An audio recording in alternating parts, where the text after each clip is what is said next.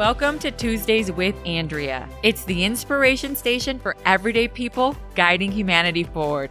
I'm your host, Andrea Rios McMillan, and every week I pursue conversations that matter with people who can relate to the common struggles we all face. You'll get to know the person behind the profession and find commonality with people of all ages, cultures, and backgrounds. Listen as friends, neighbors, and coworkers offer meaningful, personal explorations of modern life and the values we hold dear, all for the purpose of strengthening and uplifting others. Welcome, everyone, to the Tuesdays with Andrea podcast. This is Andrea, and today we have David Johnson. He's an internationally published photographer based in Chicago, Illinois. As a visual storyteller, his work focuses on capturing the life and personality of people all over the world. Fascinated by that world around him, he does extensive work with several nonprofit and international aid organizations, helping to raise funds for under-resourced communities in the developing world. And he's also founder of his own nonprofit, True Chicago. Welcome to the show, David. Great to be here. This is fun. I feel honored that you're having me today. Oh, I'm honored that you're on the platform because I admire your work. I'm a huge fan, as you know, and have been for a very long time. David and I went to the same college, North Central College. We also grew up in the same town, Naperville, Illinois. So we go way back. And since we were, teenagers, and you've been going at it and you haven't stopped. I haven't stopped. It's really funny because I was talking with my wife, Elena, last night, and just kind of mentally prepping. And I was like, man, and I've known you and your sister for a really long time. Like, we're working on like over 20 years. Isn't that crazy? It's really, but we still look good. We still look great. We look great. Wow. Yeah. That's awesome. And I remember Elena, my favorite memory of her is she went to school with my cousin, Adi. And it was Adi's graduation. I don't know if they graduated the same year or not. I think so, yeah. But Adi was getting some award, or it was something at her school. And so, family comes to support. So I'm there to support my cousin. And there you see Elena, she's just there. And she is so happy for Adi. Just happy. So she took time out of her day, and she's her friend too. They're friends. Yeah. But she was a great friend. Yeah. It's funny because I think everybody has their superpowers that it's like the thing that comes naturally to you and you don't have to try to do.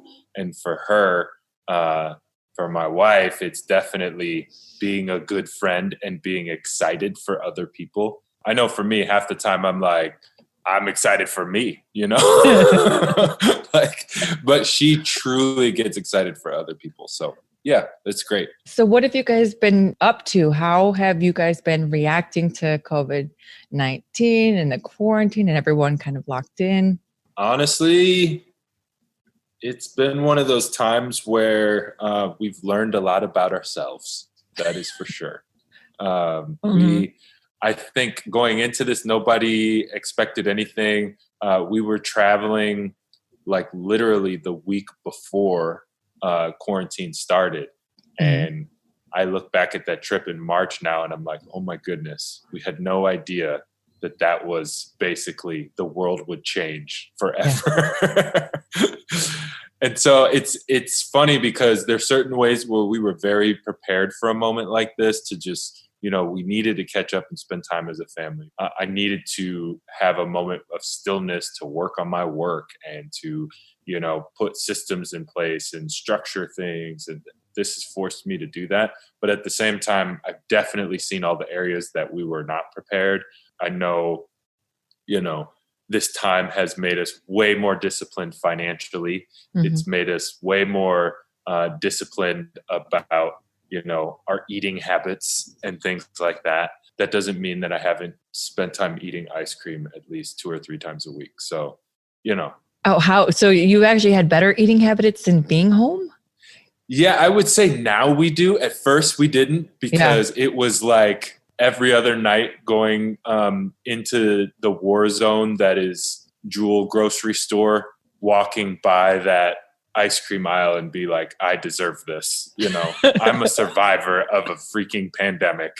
I deserve some Ben and Jerry's tonight. And so we did that a lot. But now we're getting better. Yeah.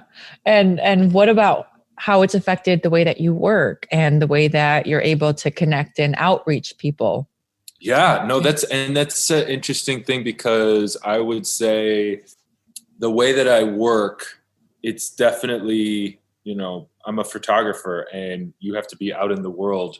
The majority of the kind of photography that I do a lot of commercial and editorial photography. So it's going to the story, constructing the story myself. And when you aren't supposed to leave your house or have physical contact with people, that's hard to do.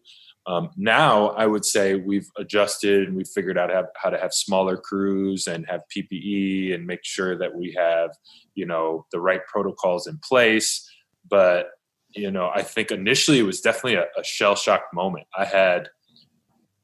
For me, my business isn't quite seasonal, but at the same time, it does have its, you know, high points and its lower points. And so for me, I would say I probably make 40 to 50% of what I make in a year between February and, you know, I don't know, October. Mm-hmm. And so, and what time have we been in during this whole time? Yeah. So because of that, we literally had jobs that like got canceled or got postponed or, you know, things like that. And so for me, it's been trying to figure out how to improvise, trying to figure out, like one of our clients is Microsoft, and we had 2 shoots. We were supposed to do one here in Chicago and one in Columbia, and both of those shoots got postponed indefinitely.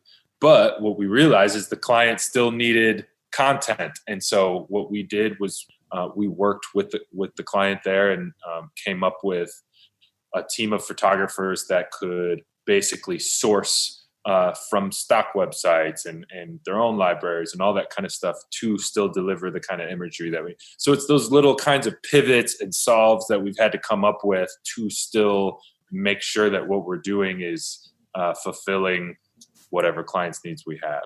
Mm-hmm. Have you noticed that your work has gotten better, more creative during this time? Now that you have more time at home, has it allowed you space to maybe grow in terms of like diversifying content that you wouldn't have otherwise had time to maybe put out? Yeah, that's an interesting question. I feel like you asked it in a way where I have to say yes. So sorry. No, but luckily the answer is yes. I think it was just different than I expected. You know, I think that there's like this romanticized version of things that maybe just me, but I know some people have in their head of like, man, if I just had extra time, I would, you know, perfect my craft in this area, or I would organize these things, or, you know, my closet wouldn't be such a mess or whatever. So my closet's still a mess. That's A. Hey, clean your closet, David. Clean my dang closet. But B, I think for me, it's been one of those, like, I was saying at the beginning of quarantine that there were 2 kinds of people. And this is a gross oversimplification, but 2 kinds of people. One kind of person who, when all of this started happening, they almost went into freeze mode and like almost like a hibernation of like, let's just hole up until it passes over, you know? And then you had those who, the second kind of person would be the person who's like just spurred into action and was trying to do as many things as possible, trying to read all the articles, trying to come up with as many new tricks as possible. And I was definitely the second person. And the challenge is for those that went into hibernation, it's one of those things where you have to thaw out eventually, and you have to, you know, embrace the fact that this is how the world is right now. Like we can't physically be in the same place all the time. But then when the second person, who's the go-getter, you hit a wall eventually. Yeah, I was about to say, those people in hibernation right now are rested. Right, exactly. And I know for me, like, I didn't rest, and I did hit a wall, and I did hit that moment of like, I literally remember the day, like it was when one of our biggest jobs was officially canceled, and that was a lot of money that I was planning on, and we were planning based upon, and just in one phone call, it was gone, Yeah. And for me, that was a moment where I was like, I don't know what else to do. Like, and I literally walked to the park down the street from my house and just like, when you go to a park or something and your intention is to go running or to do some sort of exercise, that was my intention. But then I got there and I just wound up sitting in the middle of the field and like in tears, all of that. Crying.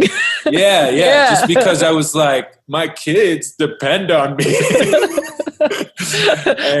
Was it a pursuit of happiness moment? Full on. Yes. Full on Will Smith, not very well shaven, need to go get a haircut. And I'm crying in the middle of the field. That's for real the kind of moment I was having. But I think, there is a power in letting go, and there's a power in relinquishing this mindset that you have to be in control of what happens. And for me, that's been one of the biggest lessons, is trusting that if I do all that I can do and I put the work in, that regardless of what I see in front of me, that what I have planted is going to be something good. And, the fruit of that is going to turn up, whether it's now or down the road. Mm-hmm. Are you still in that phase? Are you now in this open embracing? Am I still crying and unshaven? Well, no. How long ago was this? Right. No, honestly, that would have been in late April, early May.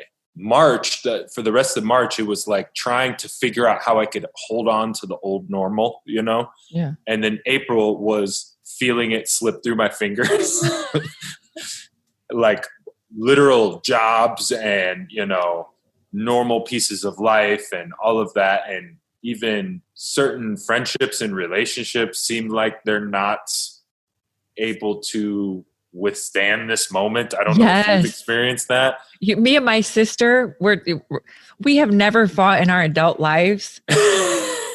Man, we probably went through this whole pandemic. Like I'm like, what's going on? Yeah. We have never, ever.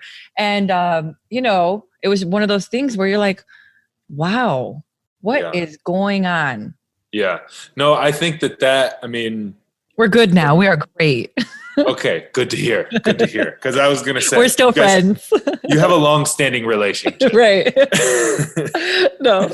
So I would say for me, it's definitely been one of those things where I've realized, I think it was Nipsey Hussle that said, I don't usually quote Nipsey Hussle oh, please do. Interviews, but he has this one line where he says, the circle got smaller, everybody can't go. And it's just this idea that has become very real during this season is at one point there were certain relationships that were kind of in your life and that you could maintain for whatever reason in that season. But as you go forward and as your mission and vision changes and sharpens for what you want to do, some people aren't going to fit within that. Some people aren't going to be able to go on that and contribute to that journey. And I think for me, it's been identifying relationship wise, like, okay, who is going to contribute to the journey that is me, my family, all of that. But then at the same time, whose journey can I contribute to that makes sense? Yeah, absolutely. If that makes sense. Yeah. Rest in peace, Nipsey. Wow. Yeah. It's funny because I have a very clear vision of you and your sister when we were a freshman in college. Do I want to hear this story? No, there's no story. It's no story. I just remember you guys, and we were like 18, 19 years old, and like no one knows what they want to do with their life. And now we are. But I feel like you did in some way. At that time, I remember in one of the classes that we had together, the teacher's going around and they're asking like, what, who are you? And you're like, I'm the guy with the camera. And I'm like, oh, okay, David knows what he's doing. Show off. Well, I definitely did not know what I was doing. And yeah, for me, that was a thing where school probably, didn't really make sense to me till I was maybe half of a foot out the door. So how did you get started in photography? How did you know at that, 18 years old, you wanted to be a photographer? You talk about the calling behind the camera. What is that called? Yeah. So for me at 18, I definitely didn't know. I knew that I liked taking pictures. I think for me, this is going to sound dumb, but like I had an attraction to beauty. And I know it's easy to say, well, everybody does. Yeah. But for me, it was... You mean like art? Well, yeah, for some reason it went beyond just a beautiful person or a beautiful woman or a good looking guy or whatever. I mean, yes, photograph people, but at the same time, I realized that there were certain moments in time that all the meaning would come together to form something. That all the meaning, whether it is in somebody's life or a moment in time in community or in a society or any of those things, and there would be these certain moments that would pop up out of the ground that would sort of represent for all the other moments, if that makes sense. Mm-hmm. And for me, I just felt like I had a knack for identifying where those were. Yeah. And that was something that I felt from, very, like when I was in high school, I remember feeling that where it was like the hairs on the back of my neck would stand up when I knew like, whoa, we're in a moment right now. And I was always just so drawn to that, wanting to be a part of it, interact with it in some way. And the easiest way was photography. I took a couple classes in high school, black and white classes used the dark room and all of that. And honestly, I fell in love when you'd put and this is old school, you'd literally take the photo paper after you exposed the paper and you put it in the developer and like you would see an image appear out of nothing. That was so powerful to me. And it wasn't just any image, it was the image that I captured. And so in that class, we were only supposed to develop one image per day. And I would come out with like 10 images. Overachiever. Yeah, well, I got in trouble with the teacher, and he would get upset that I did that, and he would say, there's rules and blah blah blah. And I would even skip other classes to go into the dark room. I would skip my lunch to go in the dark room, and he'd turn on the lights and yell at me every time. And so isn't that crazy? So much light and beauty comes out of the dark room, right? Exactly. Ooh, dang, deep. Yeah. And so for me, that was what drew me to it. And for this particular teacher, he wasn't impressed by that. He thought I was, trying to break the rules or something. So I took that to mean, well, photography isn't for me. And so I wanted to, play basketball and run track and be an athlete instead. And my plan was to go to the NBA and make millions of dollars. And then, I graduated high school and realized that you actually had to be good at basketball to go to the NBA, which, I had a little bit of game, but I wasn't on that level, So for me, it was just going to college because I thought that was the next thing to do. And I thought I was supposed to, figure out how to get a scholarship away from North Central because that was where my dad worked. And so that's why I was going there. But then, halfway through, I remember going on a missions trip with the church or with the youth to El Salvador. And we went and there was about 40 students. And I was just one of the chaperone leaders that went with. And my job was to document the trip. And so when I documented the trip, I had a camera and a video camera because those two didn't come in one device at the time. Mm-hmm. And I just spent 2 weeks just photographing people and photographing, beautiful landscapes and all these things. And it was like, from the other part of that backdrop was I had pretty severe ADD at the time to the point where I was medicated in school, took Ritalin, all that kind of stuff. And my issue was I could never focus. Focus was always the biggest challenge for me. And so it was like when I looked through that small little lens, it was like everything came into focus. Wow. And everything kind of came alive. And so it was like all of the distracting feeling and the lack of focus that I had was actually like flipped inside out when I would look into a camera.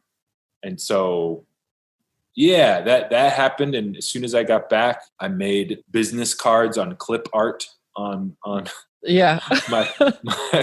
my desktop computer that my mother bought me that literally had like a capacity of 25 gigs or something like that. And then I just remember starting to do family pictures, starting to do portraits here and there, starting to do, a wedding here, anything that anybody would pay me for, I just started doing. Oh my God. Do you remember when I tapped you? This was like right after college, right? 2006. And I tapped David. He was really good. David was really good. He's being humble, but in Naperville, you were a huge deal. You had your own like studio and exhibit, and I'm a fan of your work because you're right. You have the ability to capture beautiful moments. And I knew I wanted you as a photographer for our wedding, or mine and John's wedding. Yeah, but we were poor at the time. So $2,000 was like, oh, John's like, what? Like, we ain't spending no $2,000. I was like, but we have to. So I tapped him and we're going to do that. And then literally the day of the wedding, we changed our mind. We decided to get married earlier than our original date, and I had to cancel on you. You remember that? No, and I remember. I felt so bad. So I'm sorry about that, David. The whole time I was wondering when you were going to apologize.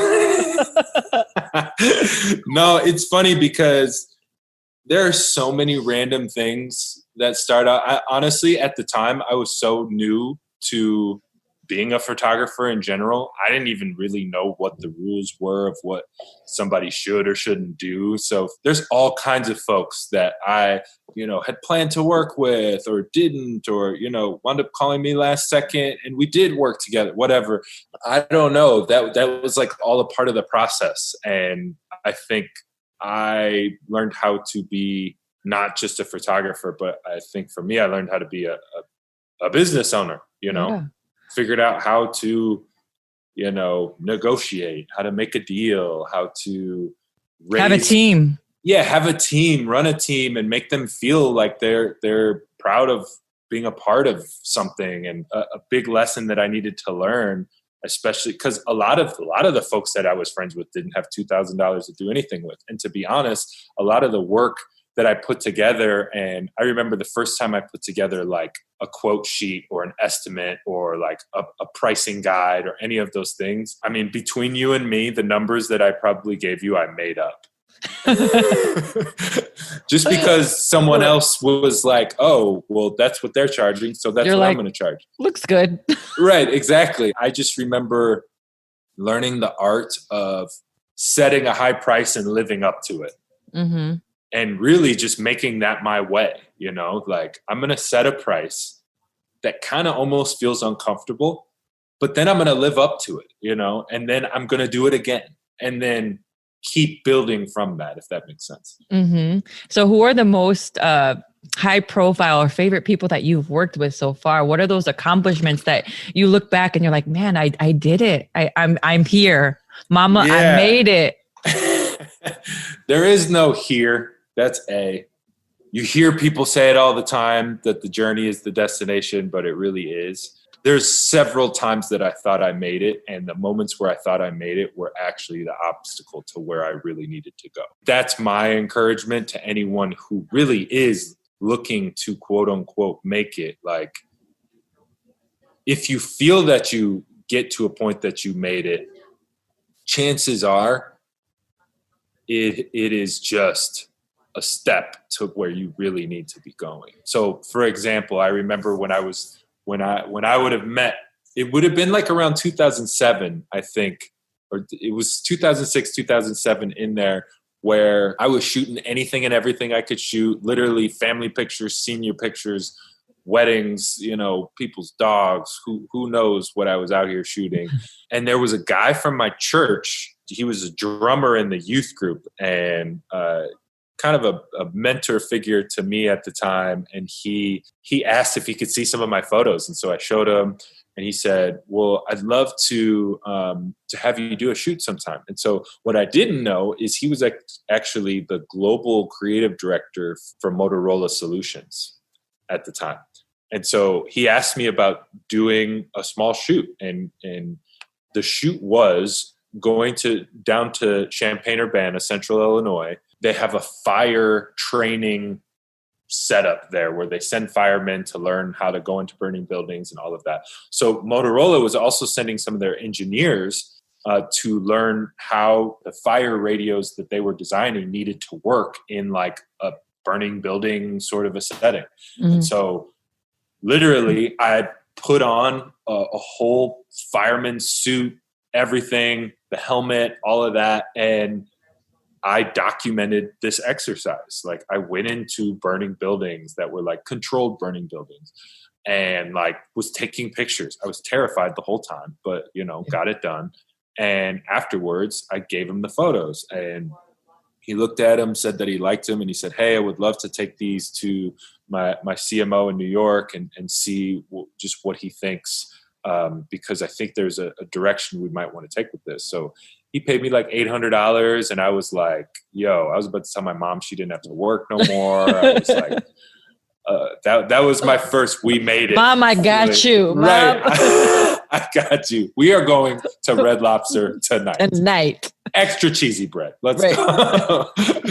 It was just a cool feeling that someone was interested in my work beyond, somebody's family pictures, And so he came back from that meeting in New York and said, hey, they really like the work and interested in doing, some work over the next couple of years. And so for the next year and a half, I worked on creating a new brand library for Motorola Solutions, which involved going all over the world. We went to Shanghai in China for a shoot. We went to Sao Paulo, Brazil. We went to Toronto. We went all kinds of places. And I started actually making enough money for it to be a career and to hire other folks and to like have an actual studio and to buy actual equipment. And yeah, at that moment, it felt like I had made it because for a year and a half, I was working for this client and making money. But then I started to see that I wasn't going to have this client forever and this project was going to be done. Mm-hmm. And so that feeling of I made it needed to turn into actually I need to figure out how to take this work and turn it into a portfolio that can make me more work and get me more clients, basically. And then since then, is that what your work focuses on as a photographer right now? Corporate clients and brand and... Yeah, I mean, it's really, it's commercial in nature, but it's like an editorial style, I would say. So I would say a lot of the work that I do... What's the difference between a commercial and editorial? Yeah, no, that's a great question. So editorial would be much more... like a specific story for a magazine. This work is to tell this specific story for this publication or this project news outlet or what. Yeah. And so then for commercial, it's much more advertising and marketing based. Like you're trying to sell something, so in editorial, you're focused on the story and its characters, and it's for the sake of the voice of whatever publication or whatever editorial space that it lives within. But then for commercial, you could be trying to sell some shoes. Mm-hmm. And so if you're telling a story, it's about those shoes, and the end goal is to move those shoes off the shelf. Right. That commercial can come to life in a number of different areas, but I mean, specifically for me, it has been working with brands. I mean, Microsoft has been another one of our clients that, I try to figure out how I can overlap these two worlds, right?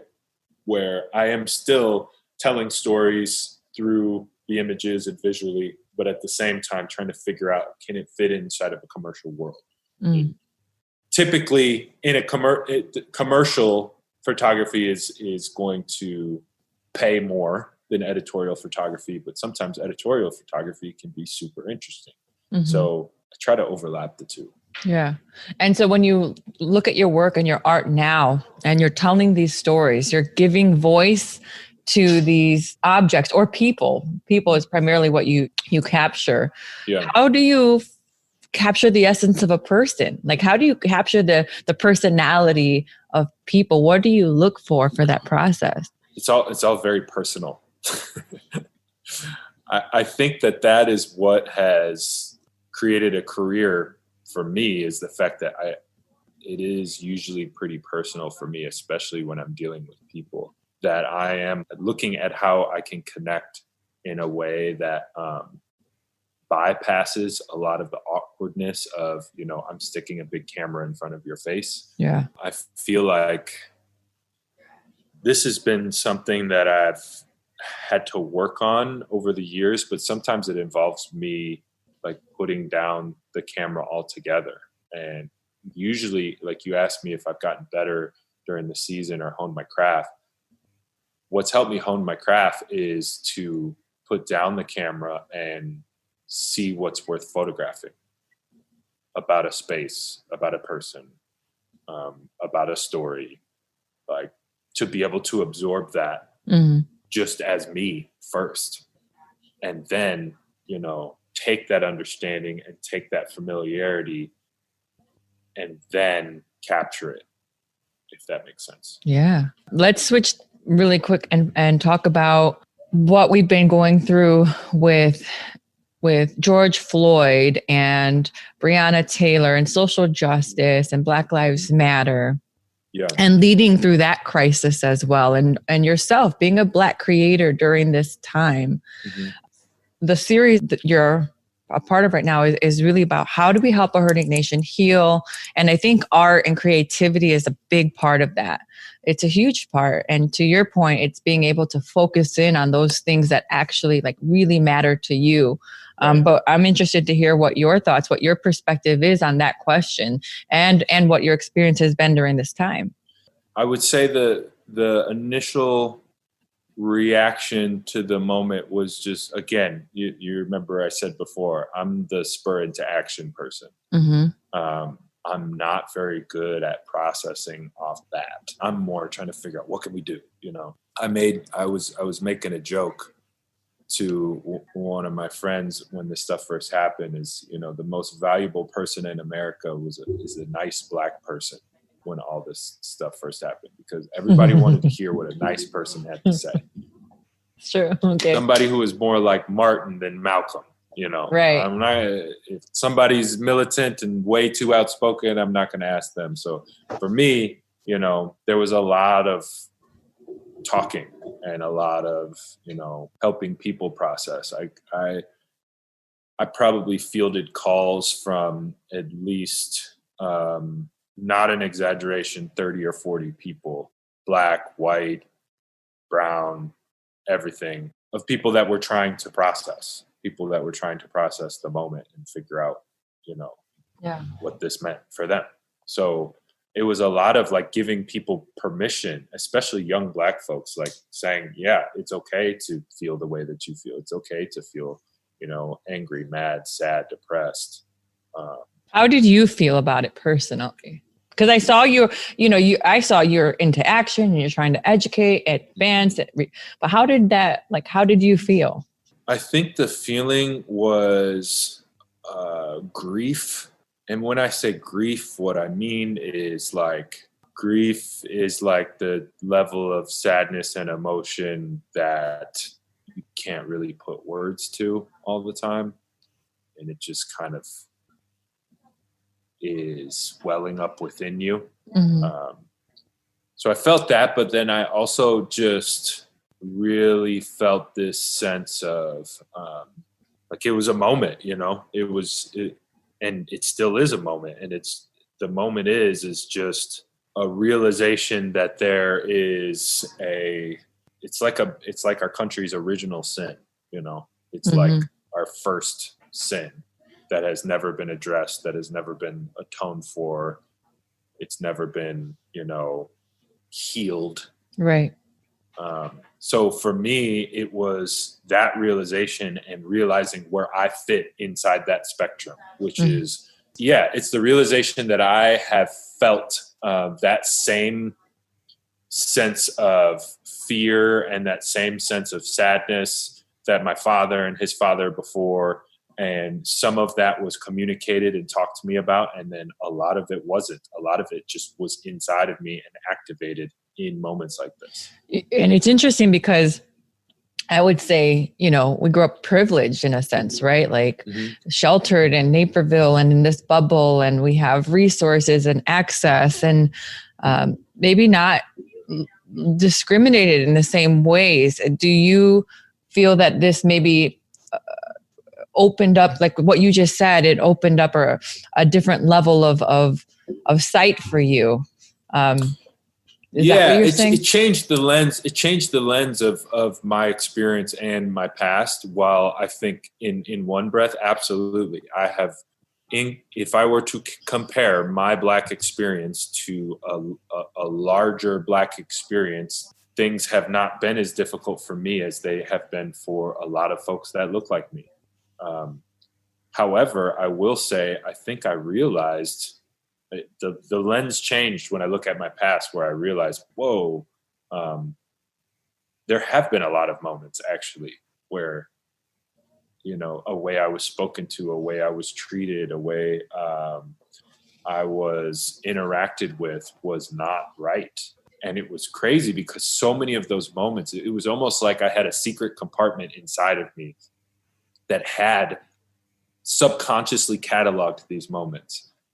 And over the last 2 months, it's like they've been opened up and reviewed. And some of them I've had to lament and be really sad about. And then some of them I've had to go and address someone, or some of them I've had to just swallow and be like, man, can't believe I didn't realize what that was. Blatant moments of, you know, prejudice, racism, whatever, being a Black person in a majority non-Black space. How has it influenced your art and your creativity, right? And I know that you started the conversations with the creators groups. What has been the outcome and result of that? Yeah, it's interesting. And there is actually one exciting thing that just happened very recently. I mean, there's been a few really exciting things actually, but that was one of my first points of just activation where I felt like, oh, well, yeah, this is a space and a group that I can speak up for, because there aren't a lot of Black artists that can sustain themselves on just their art. And it's because the space has not been friendly to them. You know, the creative industry has not been fair or welcoming or well represented when it comes to Black and brown people. That is one thing where first just engage conversation, and then, you know, also talking about solutions, and then also trying to figure out like, okay, how can we dismantle what has been in place systematically for so long? So I had an artist rep, or have an artist rep, Wonderful Machine, and we've agreed in relationship with True Chicago, which is the creative organization, not for profit that I run, where basically the whole point of True Chicago is for us to educate, energize, and expand young creatives. You know, how can we add value to who they are and where they're going, and then encourage them to use that gift back in their community. So one of the things we did was with my rep agency, we decided, hey, let's run some workshops that can specifically teach and bring knowledge to young creatives that are Black and brown. And we picked things like branding, marketing, how can you present yourself? And so we just had our first one last week.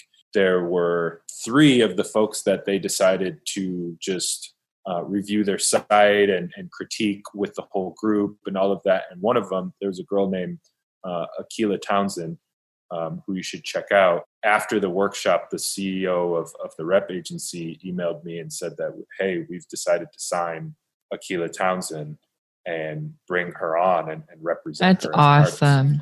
Yeah, and she's a young, Shout out Akilah. yeah, she's a young Black photographer from the South Side, and if we weren't having moments like this, they would never even see her work, Yeah. And so it's exciting things like that are starting to happen, where I do feel like this is a good moment of opportunity. What made you start True Chicago? How old is it as an organization? Yeah, we started in 2017. We have had 3 conferences that we do. We do a conference every year. And the first one that we did, honestly, we just wanted it to be a little workshop. And so you're asking me why we started if I go all the way back to that Motorola story that I was telling you about, the creative director that asked me to come out to shoot the firemen and all that. When I look back at my career, all the success I can tie back to someone who took a chance on me. Yeah. I could tie it back to someone who said, hey, I think you could do this. And they treated me as if I was a person that I wasn't yet, if that makes sense. Yeah. They really invested in me as if I was already the person that I needed to become. And so I eventually became who they thought I could become because of the way that they believe. And so I always try to have an internship program or some sort of something in place where we can be developing young creatives to, in a sense, do the same thing. But we were only able to do that for, 2 or 3 people in a year. And that, to me, wasn't enough. And so my feeling was, how could we do this for, a lot more people? Yeah. So the thought was, if we have this workshop or something, maybe we could get 20 or 30 young people in a room, and we could get some creative leaders in several different industries to speak about their story and their creative process.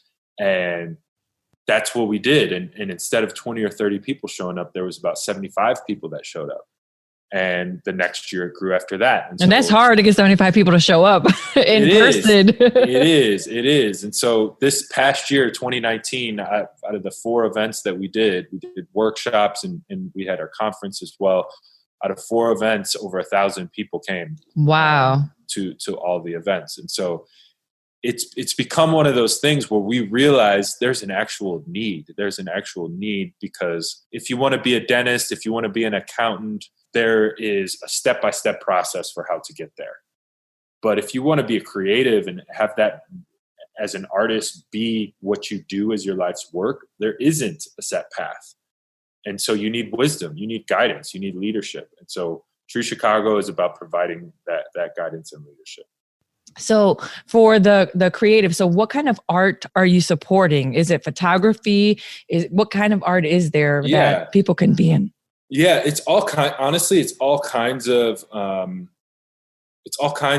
creative spaces and industries that we're really looking to invest in and support. I mean, there are a lot of photographers, filmmakers, there's writers, there's folks that are in fashion, there's folks that are singers, musicians. It really almost doesn't matter. It's the idea is we want to see people be able to get traction and grow and be able to sustain themselves in creative spaces. And so with this, so you were asking about everything with George Floyd and how all of that has gone down. We were already really investing in young Black and brown young creatives.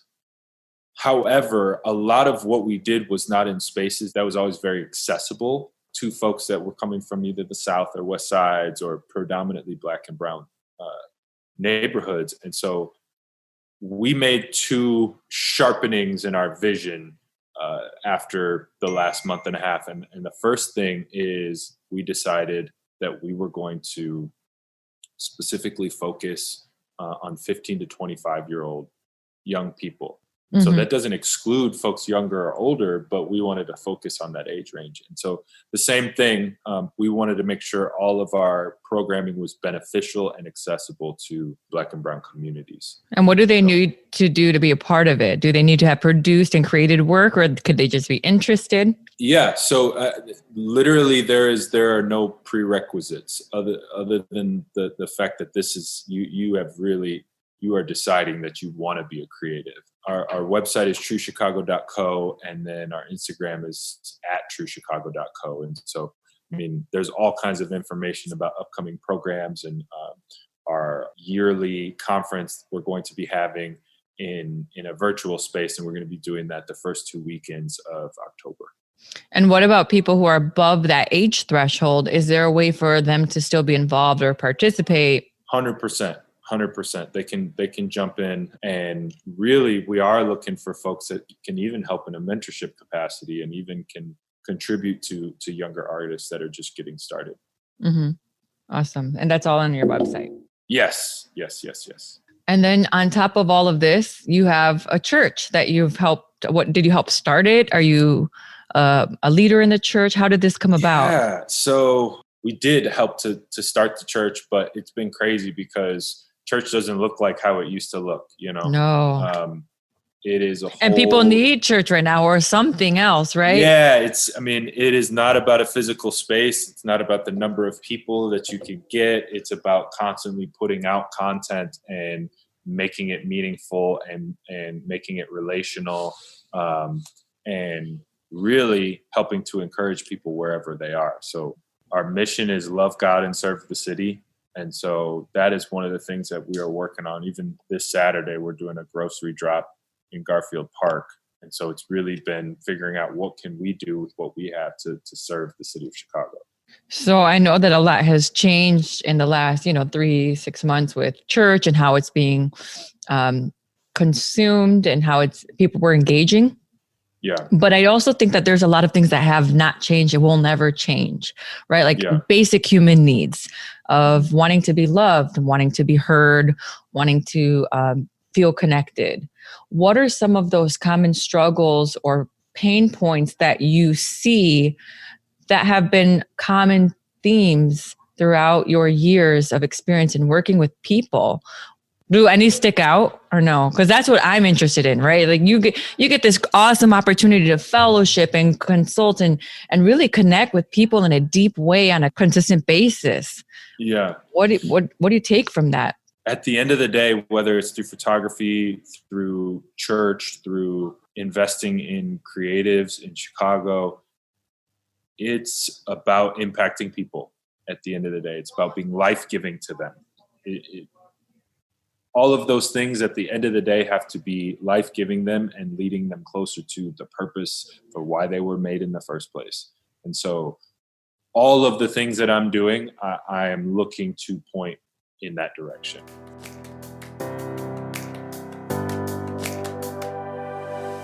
Thank you for listening to Tuesdays with Andrea. There are hundreds of thousands of podcasts out there, and I appreciate you making the time to listen to mine. If you like this show and want to know more, check out TuesdaysWithAndrea.com, or please leave a review on iTunes or drop a line in the YouTube comments section. Until next time, please stay kind in your mind, nice on the web, and stay hella hopeful in your heart.